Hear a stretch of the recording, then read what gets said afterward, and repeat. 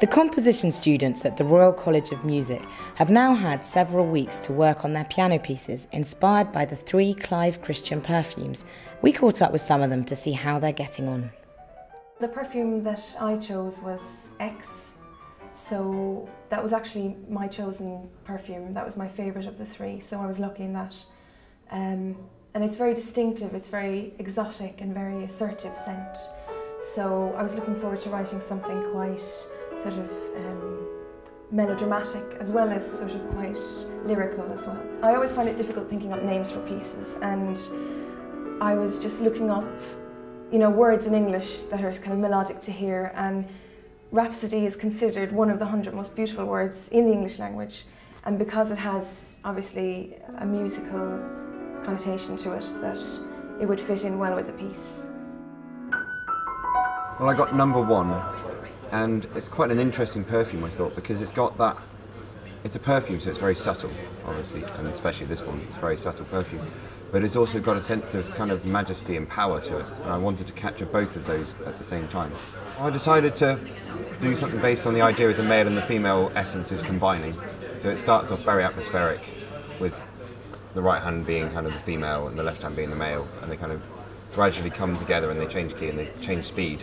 So they start off quite unrelated and they come together, and when they come together there's sort of, not really a march, but it's kind of a march-typey idea, and then they fall apart again and just drift away.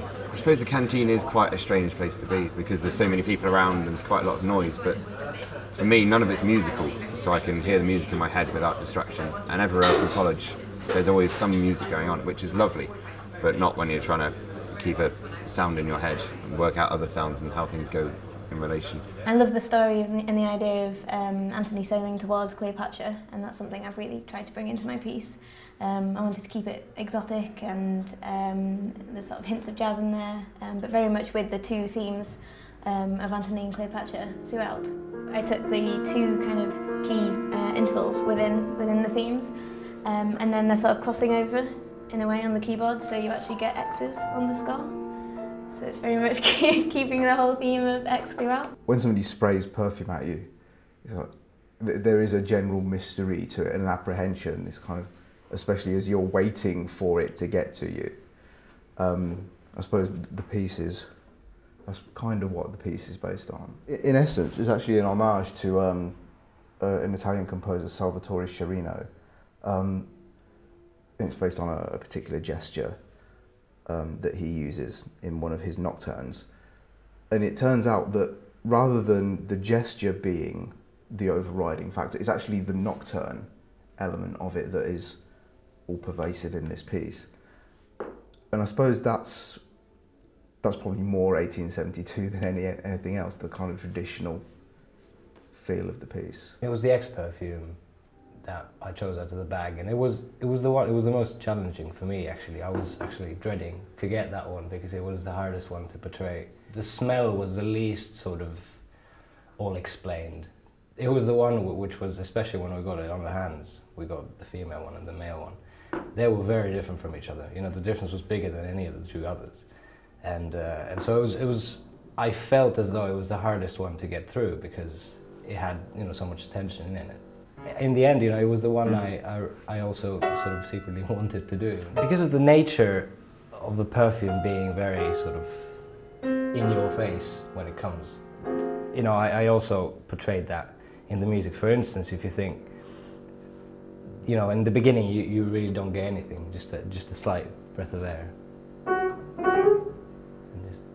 And then something that really comes straight away. That's, you know, that's the X really getting to your nose. And then, you know, I sort of developed the fact that, you know, just a breath of air, just a bit more, and then lots more, and then just a breath of air again. You know, it's the way it, you know, flies into your nostrils, really. For me, the perfume, it's quite hard to smell. It kind of came in waves, you know, at first when you first got it, and then it would kind of disappear and then come back and smell differently. And I had some on my hands and it was smelling different throughout the day, and I thought that's something, you know, that will work quite nicely in a musical idea.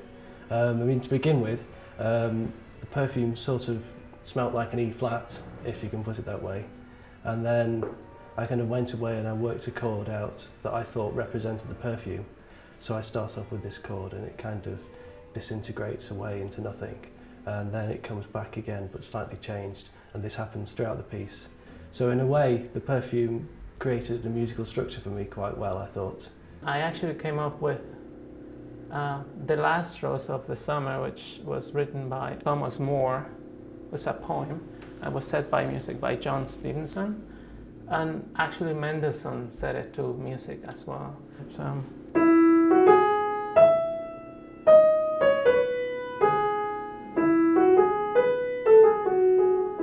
I started by just give it big chords of sonorities, like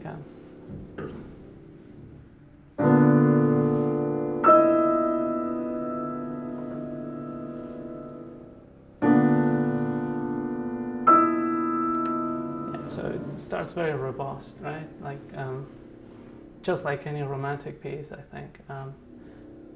And then I just brought the more, I don't know, mellow.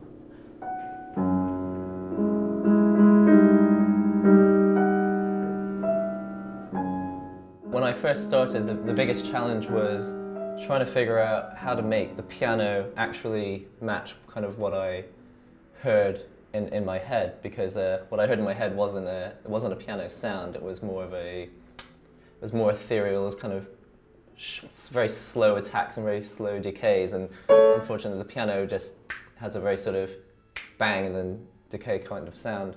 So what I had to do, I sat down and I read up a bit more about using this programming language called Super Collider, and how to implement something called granular synthesis.